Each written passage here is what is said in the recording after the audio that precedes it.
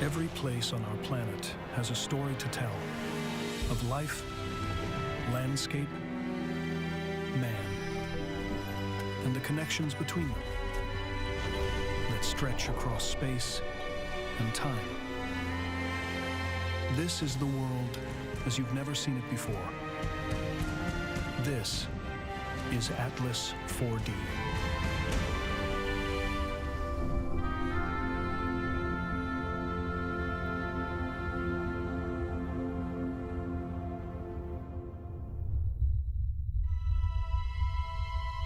Earth, an island of life in the lonely desert of the cosmos. The chances of life developing here were next to none, and yet it did. Down here, another isolated world, floating in another vast emptiness, the Hawaiian Islands. Nature's greatest experiment in evolution. An experiment that asked a big question. What would happen if you put the most active volcano on the planet in the wettest place on the planet? And then made it all so remote that everything that happened here happened in complete isolation from the rest of the world. Now we know what would happen. Hawaii would happen. This is the story of the intricate web of connections that made this 350-mile-long island chain what it is today.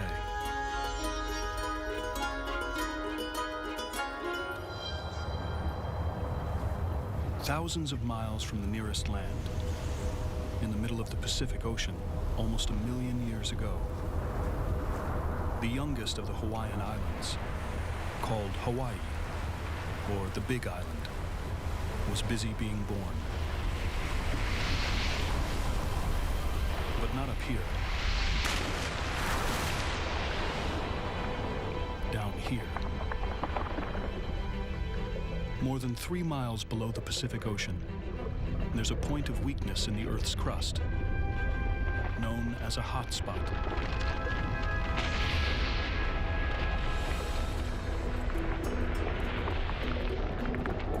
Superheated molten rock forced its way out, billowing into the ocean, where it instantly cooled and hardened.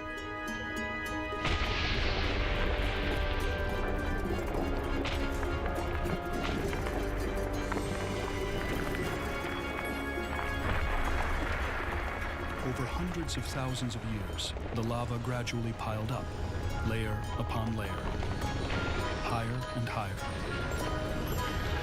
Measured from the sea floor, the Big Island of Hawaii is 4,500 feet taller than Everest.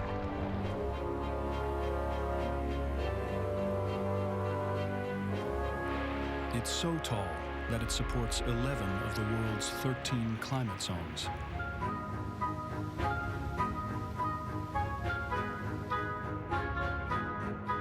Despite being in the tropics, its peaks are capped with snow.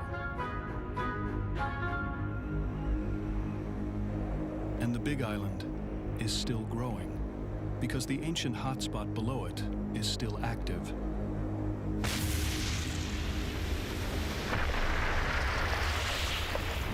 And it's still plenty hot. Hot enough to make a complete spectacle of itself. Courtesy of the world's most active volcano, Kilauea.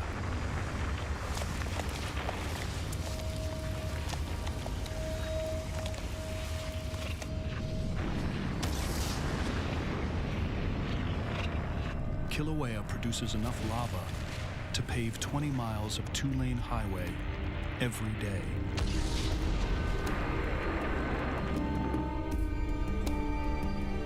The hotspot forms the Hawaiian Islands, and the islands in turn form a 350-mile barrier to the prevailing winds.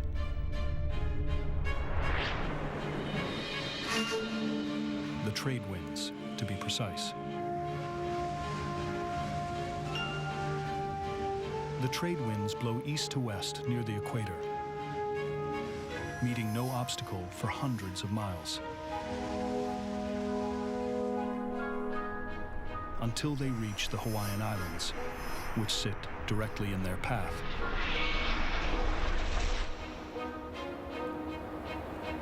Hitting this enormous barrier depletes the force of the wind and leaves a trail of calmer air to the west of the islands.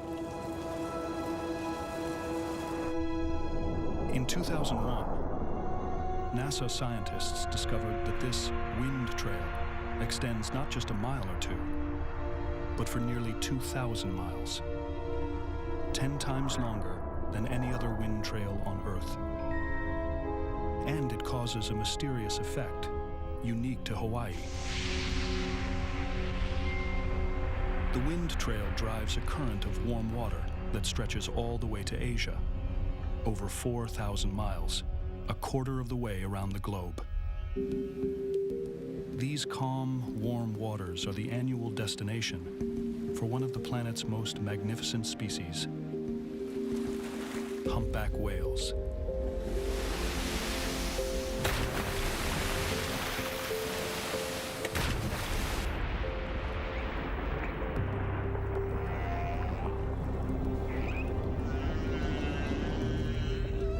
Each winter, more of these gentle giants gather off the western coasts of Hawaii than anywhere else in the Pacific.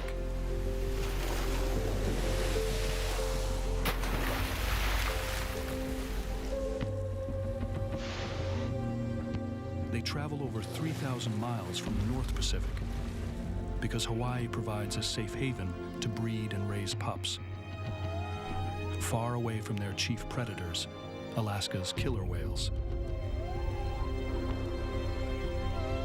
But there's a price to pay for peace of mind. Humpback pups can feed on their mother's milk, but for the adults, there's nothing to eat.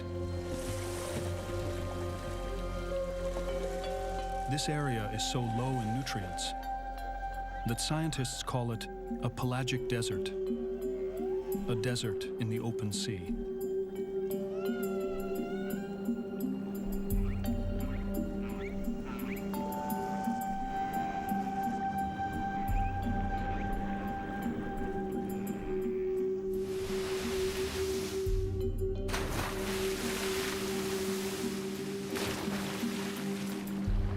Strange as it may seem, it's actually the lack of nutrients that makes Hawaii's abundant marine life possible.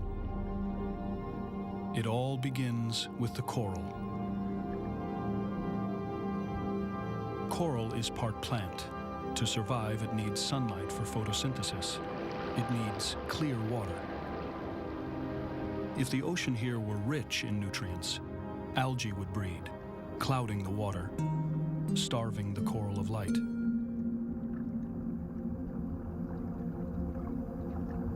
So the same expanse of sea that's a bare cupboard for humpback whales is a paradise for coral. And coral is the indispensable ingredient in Hawaii's unique underwater ecosystem. A quarter of the fish that evolved here are found nowhere else on Earth. Some are very strange indeed.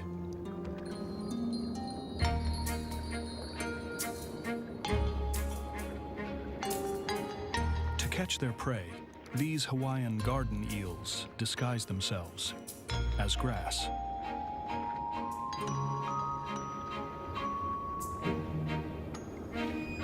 Little cleaner wrasse work hard to make a living. They run a cleaning and parasite removal service for bigger fish. And they throw in dental work for free. But Hawaii's coral reefs are more than just home sweet home to exotic species of fish. A lot more. They are the last link in the chain of phenomena that creates these monsters.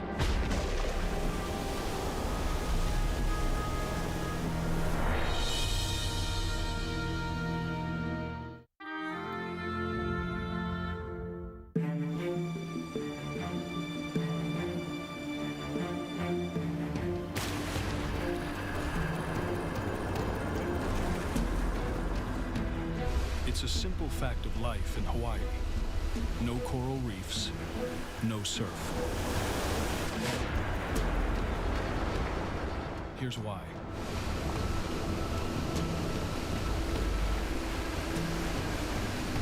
The reefs are the surprise ending in a long saga that begins with powerful storms in Australia to the south and Alaska to the north. These tempests drive waves across vast distances toward Hawaii. As they travel, they join together, creating huge Pacific swells. But monster surf is not caused by waves alone. It relies on something else, something bigger, something Hawaii also has one or two of. Volcanoes.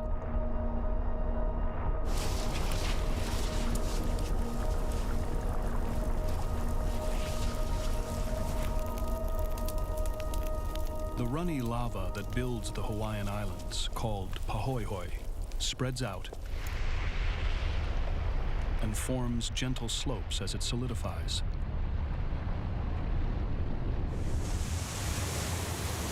But when the lava hits the sea, it cools rapidly, forming steep underwater slopes. It's this hard fact that the waves come up against. When one of those gigantic Pacific swells crashes into these steep Hawaiian lava slopes, it gets pushed upwards, driving the wave higher and higher.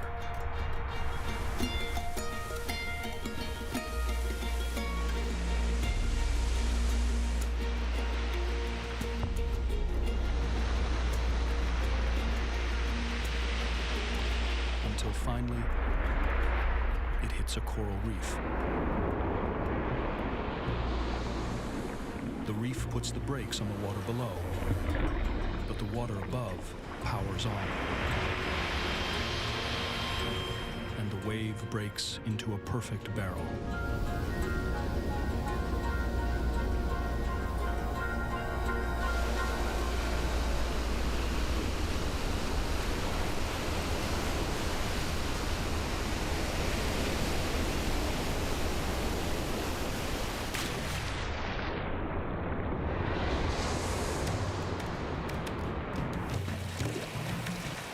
Hundreds of years ago, in dugout canoes like these, Hawaiian fishermen would speed their journey home by catching a big wave back to shore. This turned out to be so much fun that they started making special boards to ride the waves and competing to see who was the fastest. Soon they had invented a sport they called He Nalu.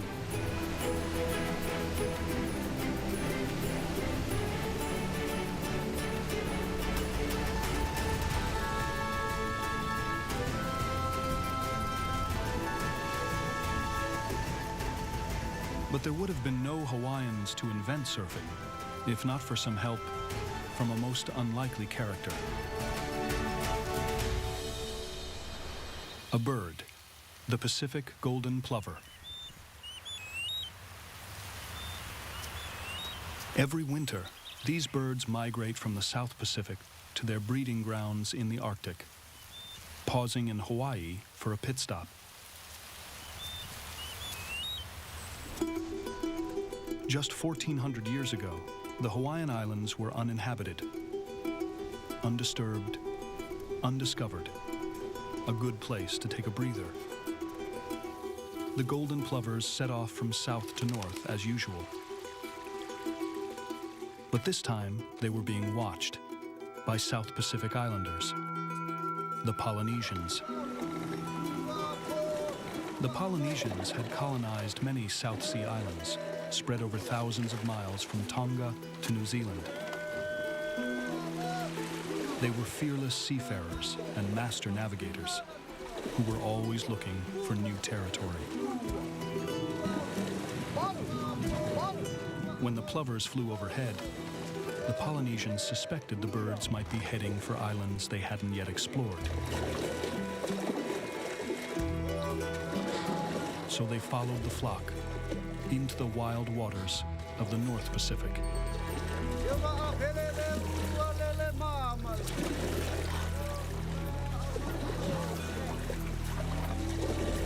They couldn't keep up with the streams of birds for long.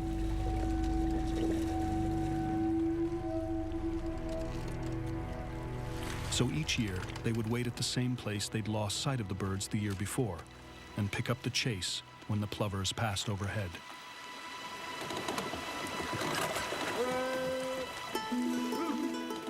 In a remarkable feat of generational stamina, the Polynesians tracked the plovers for almost 400 years. But it paid off. Around 1000 AD, the golden plovers led them to Hawaii.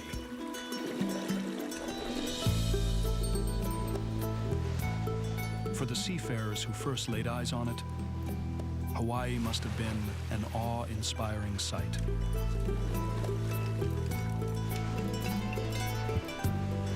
But before the Polynesians could become Hawaiians, the islands themselves would have to undergo a dramatic transformation.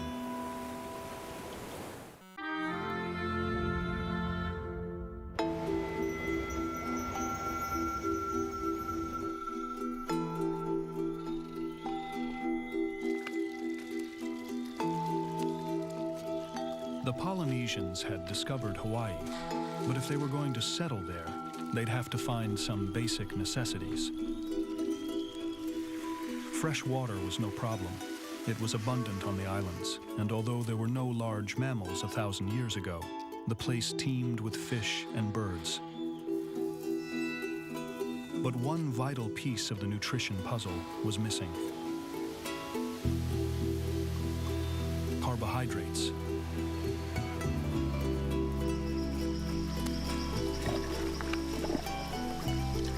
Fortunately, the Polynesian adventurers hadn't come empty-handed. They brought an old and trusted friend from their home islands, the taro plant.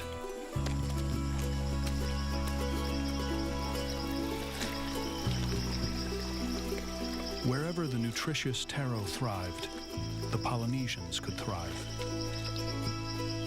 But lush as it may seem, Hawaii was not in fact an easy place to grow food crops. Its volcanic geology can lock away crucial nutrients like phosphorus, so plants can't get to them.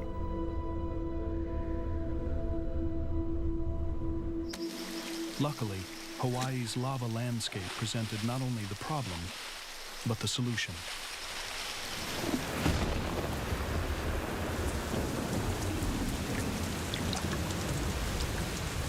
Volcanic rock is tough, but it's no match for Hawaii's plentiful rainwater.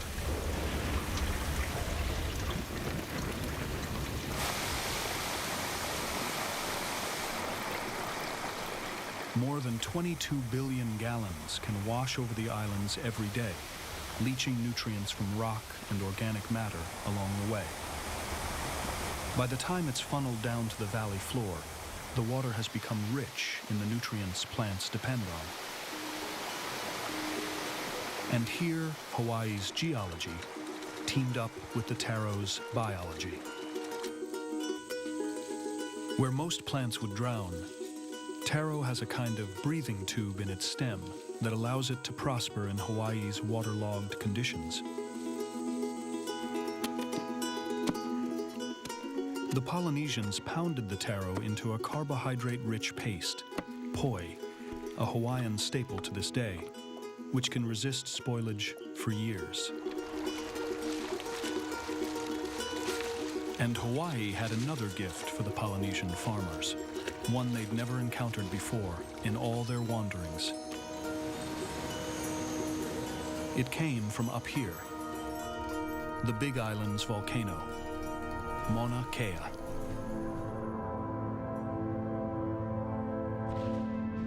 "20,000 years before the first human walked on Hawaii, the Earth's orbit around the sun changed, shifting the tilt of the planet by 2 degrees.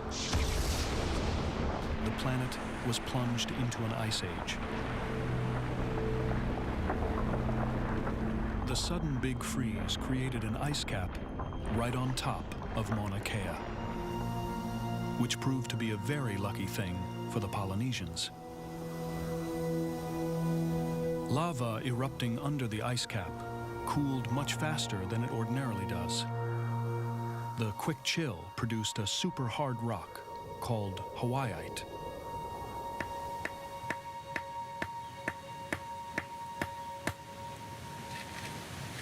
Hawaiiite was harder than anything the Polynesians had ever encountered before.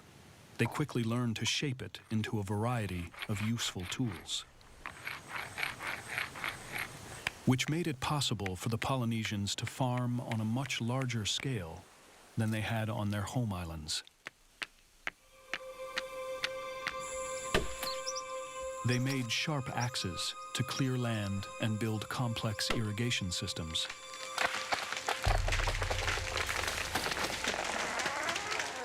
They made chisels and knives, hoes and spades. The discovery of Hawaiiite by the Polynesian settlers was as important to their culture as the Bronze Age was to Europe.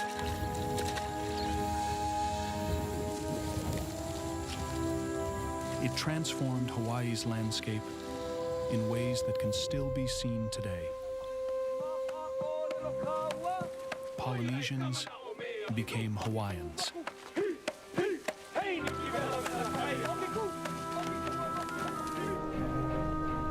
But Hawaii would never have become such a land of plenty if not for one tiny seed carried in a tempest.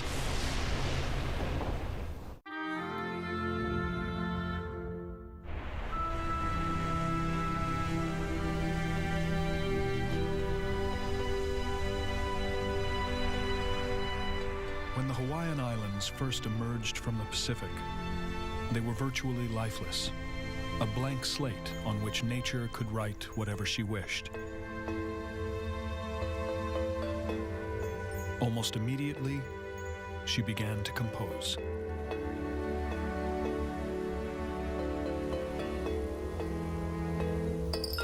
The first obstacle to overcome was the island's sheer remoteness. Separated from the nearest continent by thousands of miles of ocean, the odds were stacked against any life reaching here at all. But life somehow managed to beat the odds. The first to do it were plants. They owe their whole existence on Hawaii to the weather.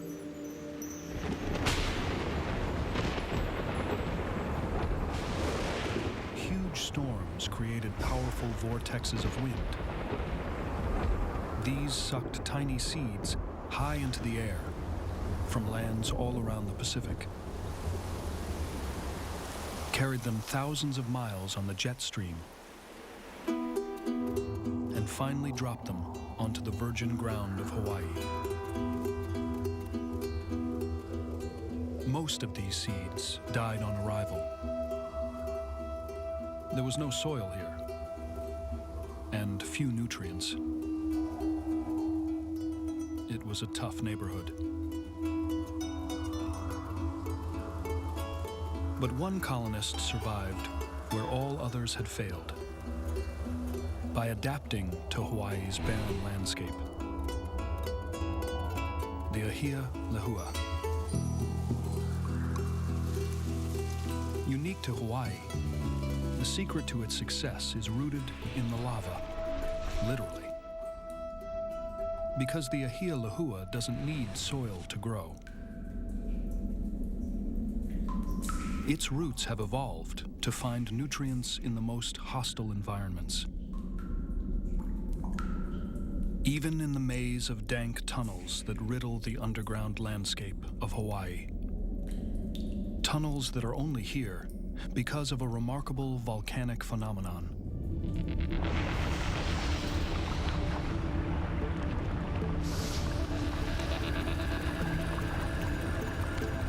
At 2,000 degrees Fahrenheit, Pahoehoe, is the hottest and fastest flowing type of lava on the planet.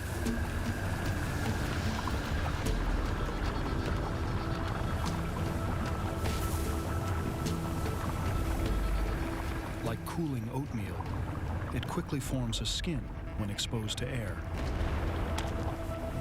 A skin that eventually encases the lava stream in a tunnel, a lava tube.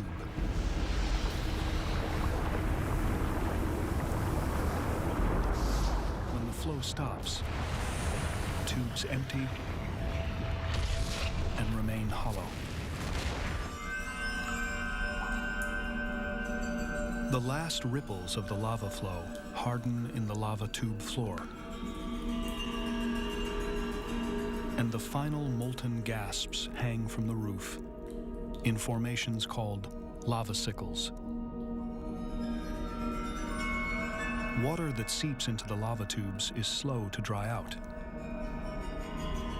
Of all the plants on Hawaii, only the ahia lahua's roots penetrate so deeply they can take advantage of this underground moisture.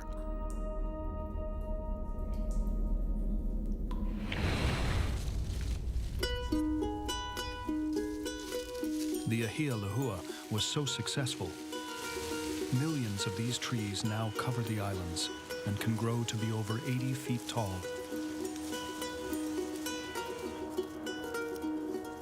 Found nowhere else on Earth, they made all the difference here in Hawaii.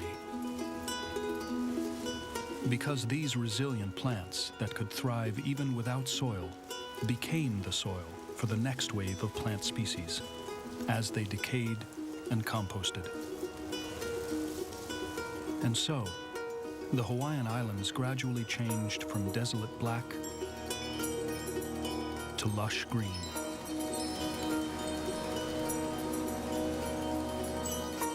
And Hawaii's now abundant plant life attracted the next wave of immigrants who flew here under their own steam.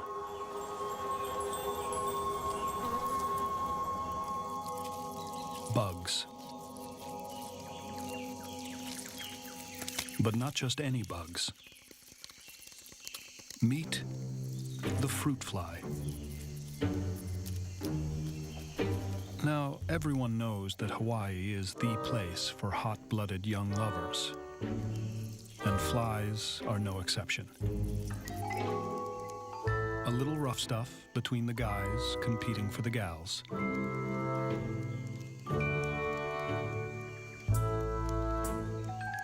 Some seductive dancing with 3 left feet. And the next generation is on the way. More than 1,000 species of fruit fly have evolved here, and nowhere else. Scientists studying their DNA were astonished to discover that every one of them is descended from a single pregnant female, the Eve of Hawaiian fruit flies. For a time, these insects had a free pass on Hawaii. There weren't any predators here, yet. But over time, a meek vegetarian rose to the occasion and became a ferocious carnivore. This caterpillar is the Eupithecia, a master of disguise.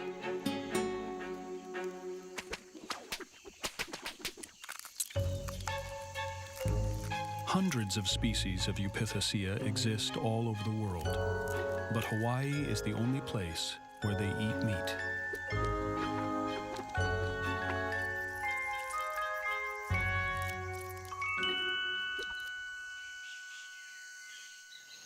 Some 30,000 years after its emergence from the sea, Hawaii had become an Eden for flora and fauna. Well, at least for those that didn't mind being just a little flexible. Among the first feathered settlers, Hawaiian honey creepers evolved from a single species of finch, a flock of rose finches that happened to arrive in Hawaii from Eurasia. With no competition from other land birds, they blossomed into many different species, each specially adapted to eat the foods Hawaii had in abundance. This honey creeper behaves like a woodpecker, pecking for insects.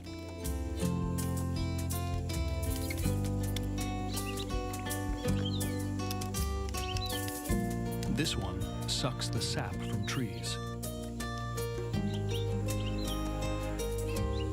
And some have developed unusual beaks adapted to fit very particular kinds of Hawaiian flowers.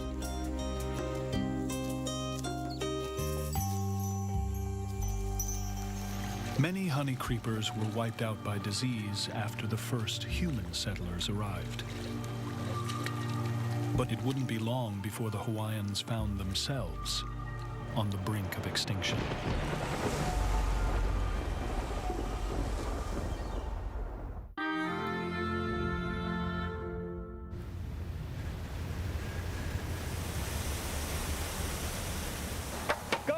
The ancient Hawaiian festival of Thanksgiving, Makahiki, celebrated a successful harvest and honored the local fertility god, Lono.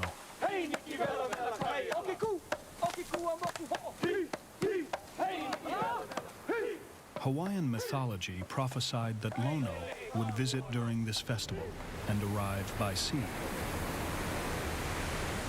And sure enough, during one Makahiki, a huge sailing ship hove into view.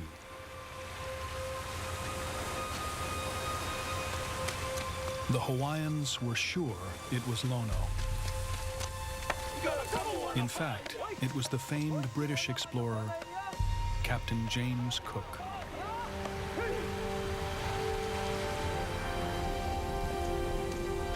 Cook arrived at the Big Island on January 16, 1779. He was welcomed as a god and did nothing to deny it. The British exploited this case of mistaken identity to the hilt, repairing their ships and taking on food and water. They stayed 19 days. 19 days that would change the history of Hawaii forever. When Cook set off, bound for home, the weather closed in.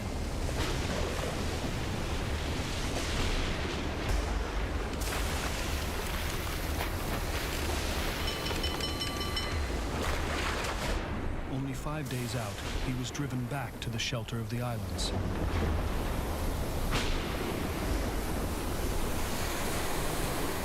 This time, there was no divine welcome. Surely a god would have been able to control the weather.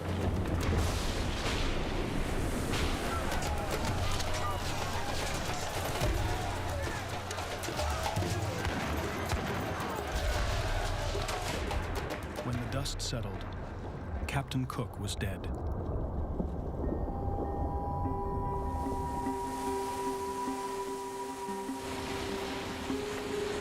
But his crew lived to tell the tale.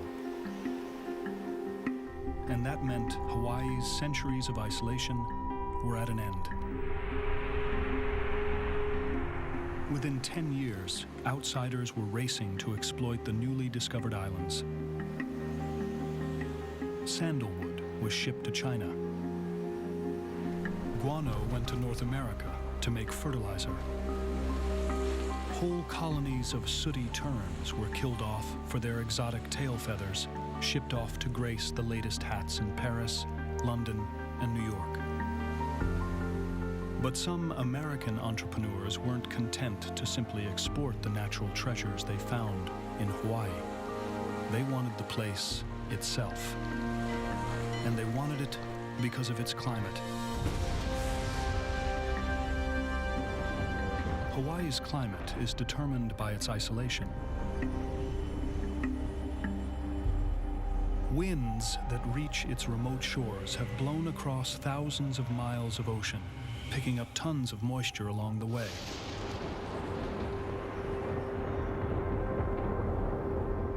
When the winds hit the islands, the air rises, cools, and releases its water.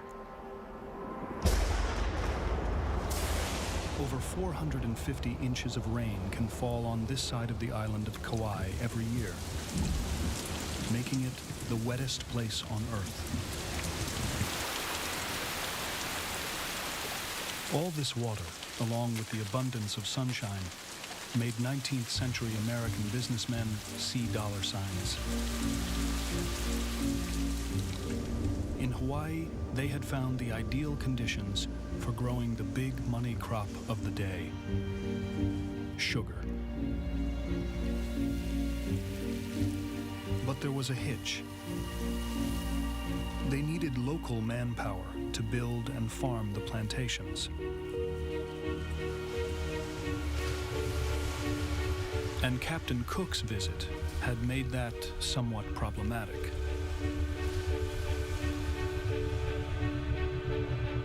Because the British had brought ashore diseases that the Hawaiians had never encountered before, and to which they had no immunity. It only took a century for illnesses like mumps and cholera to reduce the population of native Hawaiians by 90%, from some 400,000 to just 40,000.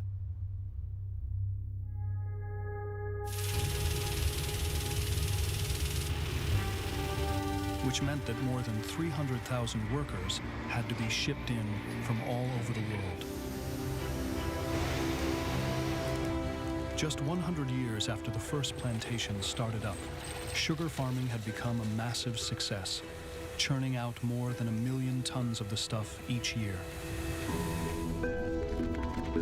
So a chance encounter with a British explorer back in the 18th century explains why today Hawaii is home to Chinese, Japanese, Vietnamese, Portuguese, and Filipinos. The Hawaiian Islands are one of the most ethnically diverse places on Earth.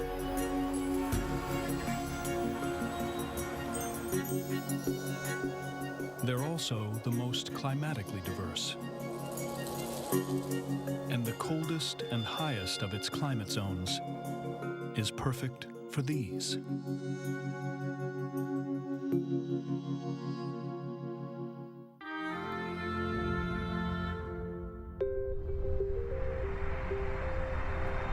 From space, the human footprint shines brightly, maybe a little too brightly. Light pollution means the night sky in most parts of the world is no longer jet black, but dull gray. Out in the middle of the Pacific Ocean, far away from the bright lights of North America, it's a different story. The dark sky has made this the perfect place for stargazing. The world's largest collection of space telescopes, the Mauna Kea Observatory. The Big Island's dormant volcano provides a clear view in all 4 dimensions. Not only is it far from the light pollution of the mainland, but it also sits nearly 3 miles above sea level. That's crucial, because at this altitude, astronomers are looking through half the amount of air they would have to at sea level. And the less air, the sharper the image.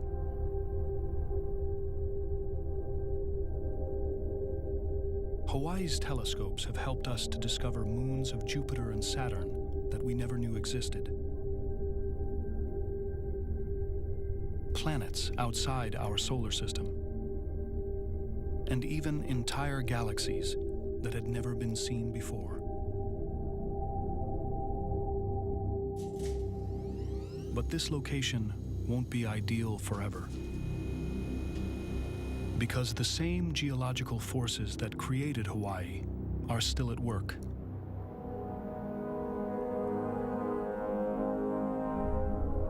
The entire Pacific plate is moving 4 inches every year.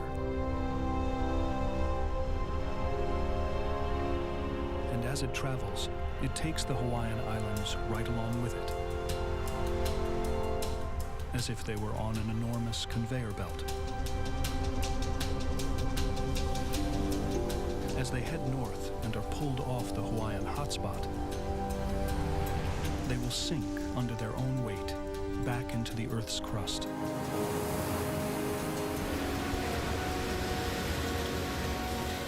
At the same time, waves, wind, and rain will gradually erode them away to mere atolls. In only 10 million years, a hiccup in geological time, the mountainous island of Kauai, more than a mile high, will disappear beneath the waves. It'll look like this, a tiny island which itself was once a great mountain.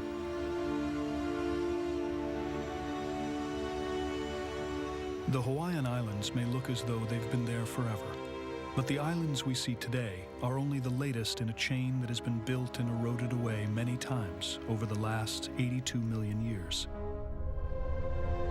The result is a range of underwater mountains that stretches all the way to Alaska. At the far end, nearly 3,000 miles away, is a fiery grave in the Aleutian Trench, where the islands are swallowed back into the earth. But that's not the end of the story. Not by a long shot.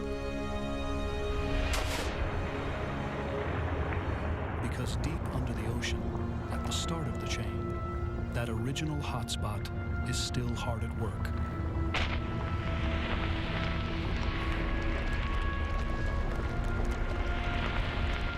Building a new island. Loihi.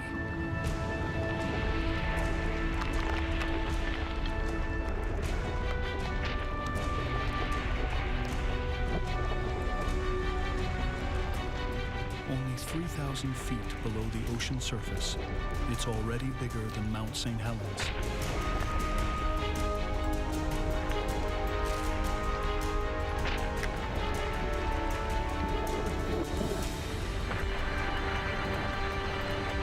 In 10,000 years, Loihi will emerge from the Pacific. A blank sheet on which nature once again can compose her ancient tale.